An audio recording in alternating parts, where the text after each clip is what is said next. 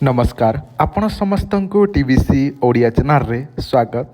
एही वीडियो रे मु आपण मानकु एमिति गोटे औषध विषय कहिबी जो औषध समस्त पुरुष मानक पई इम्पोर्टेंट। कारण एमिति अनेक पुरुष मान अछंती जे मानकर कि अनेक समस्या रही थाए। जदि कौनसी पुरुषर गुप्त रोगर चिकित्सा हो पारु नाही, जदि गुप्त रोग होईछि जेमिति कि नपुंसकता, जदि आपणकर नपुंसकता हेबा कारणरू आपणकर कदापि उठू नाही, किंबा लिंग आपणकर नई जाइछि, किंबा आपणकर लिंग शिथिलता पड़ी जाइछि, आपणकर धातु बा बीर्जटी पतला हेउछि एवं कुंठेकी परिस्रा कला बेले किंबा झाड़ा झपट गला परे मध्य आपणकर धातु पड़ी जाउछि बा बाहरी पड़ुछि, ता सहित आपण गोटे 2 मिनिट आपण स्त्रीटी को छुई देला मात्रके किंबा ताहारी भितरे पुरई देला मात्रके का बाहरी पड़ुछि आपणकर बीर्जटी, ताहले एही औषध आपण व्यवहार जदि करिवे ताहले आपणकर सही सब समस्या मूलरू ही ठीक हो जिवो। जदि आपणकर कदापि उठू नाही किंबा गोटे 2 मिनिट रे बाहरी पड़ुछि,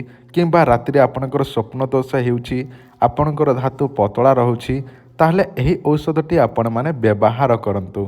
एही औषध पाइबे केउठु, एही औषधर ना कौन, एही औषध केमिति आपनको पहुँचब, सबकिछि मु आपण मानकु जणैबी। एवं एही औषध केउ केउ वयस्कर लोक व्यवहार करिवे, एही औषध केते दिन पर्यंत व्यवहार करिवे, एही औषध को केमिति व्यवहार करिवे, केउ समय व्यवहार करिवे, एही भिडियो रे मु आपण मानकु सबकिछि जणै दउछि।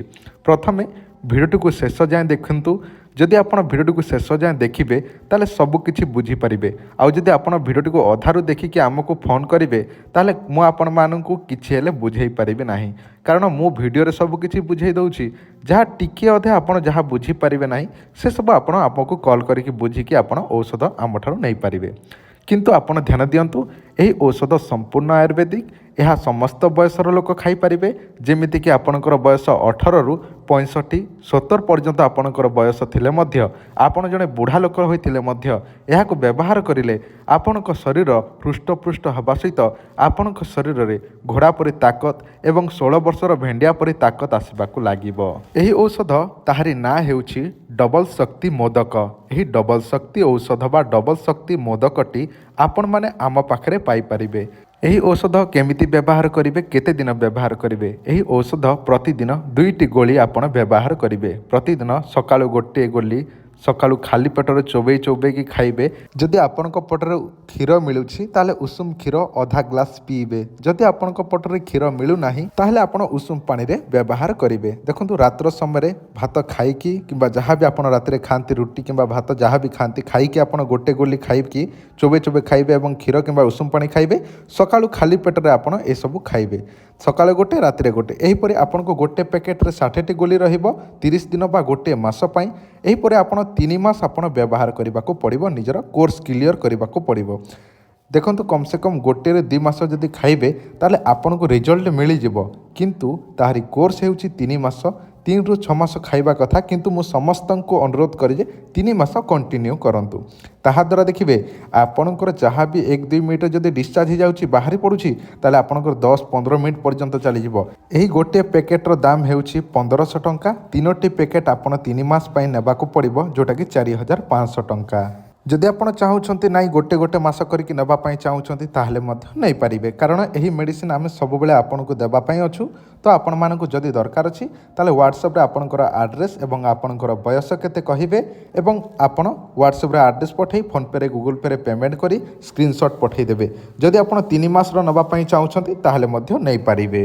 गोटे मास रो आपनको पड़िबो 1500 टंका, 3 मास रो 4500 टंका। जदि कैश ऑन डिलीवरी नबा पई चाहूछंती ताहले सेही सुविधा मध्य अछि, किंतु जो माने 3 मास रो नबा पई चाहूछंती से मानकु ही सेही cash on delivery system T available अच्छी। तो जो मानक आवश्यक अच्छी देखंतु से माने कैश ऑन डिलीवरी रे मध्य नियंतु, जोटा कि 3 मास पई जो माने नेबे। एवं आ गोटे कथा सुनि नियंतु, 100% गारंटी देकी दिया जाउछि, कारण ए सब आमे लोकन को देइछु परीक्षा करिके आपण मानकु दउछु। एवं जदि आपनकर विश्वास होनी मु आपनको गोटे कॉल रेकॉर्डिंग सुनै दउछि, सुनि नियंतु। सेही भाई जणे मध्य आमठारु नैथिले, अनेक लोक नैछंती, किंतु मु जनकर रेकॉर्डिंग टी सुनै दउछि। भाईटी कोन कहउछंती सुनि नियंतु। जदि आपनको दरकार अछि ताले आपण माने आमको जोगाजोग करंतु। हां हेलो। माने मेडिसिन टा मु जेते बेले यूज करली तो मोर किसी जना पड़ नथिला, बुझले कि नहीं। हां हां। आ 12-13 ଦିନ ପରେ, ପ୍ରାୟ ଗୋଟେ 8 ଦିନ ପରେ, 8 ଦିନ ପରେ କାମ କରିବା ଷ୍ଟାର୍ଟ ହେଇଗଲା। ହଁ 8 ଦିନ ପରେ ତାର ପ୍ରଭାବଟା ସେ ଦେଖେଇବା ଆରମ୍ଭ କଲା ମେଡିସିନଟା। ହଁ ଆଉ ବର୍ତ୍ତମାନ ନେଇକି ପୁରା ଭଲ ଲାଗୁଛି। ଡବଲ ଶକ୍ତିର ମେଡିସିନ ରିଜଲ୍ଟ ଠିକ ରହୁଛି ଆଜ୍ଞା। ମୁଁ ଲୋକଙ୍କୁ ଦଉଛି, ଆଉ ଆପଣଙ୍କୁ କଣ ହୁଁ କହିବି? ନାଇଁ ପୁରା ଭଲ ଲାଗୁଛି। ବର୍ତ୍ତମାନ ତ ଆର 11 ଦିନର ଅଛି, କୋର୍ସ ବି କମ୍ପ୍ଲିଟ ହେଇନାହିଁ ମାସେର। ହୁଁ। କିନ୍ତୁ ମୁଁ ଅନୁଭବ କରୁଛି ମୁଁ କାଇଁ ମାସେ ଖାଇଦେଲି କିରେ ବୋଲି ଏମିତି ଲାଗୁଛି ମତେ। ଆଶା କରୁଛି ଆପଣଙ୍କ ମନରେ ନିଶ୍ଚିନ୍ତ ଭାବରେ ବିଶ୍ୱାସ ଆସିଯାଇଥିବ। ଯଦି ଦରକାର ଅଛି ଯୋଗାଯୋଗ କରିକି ଅର୍ଡ଼ର କରନ୍ତୁ। ଧନ୍ୟବାଦ, ନମସ୍କାର।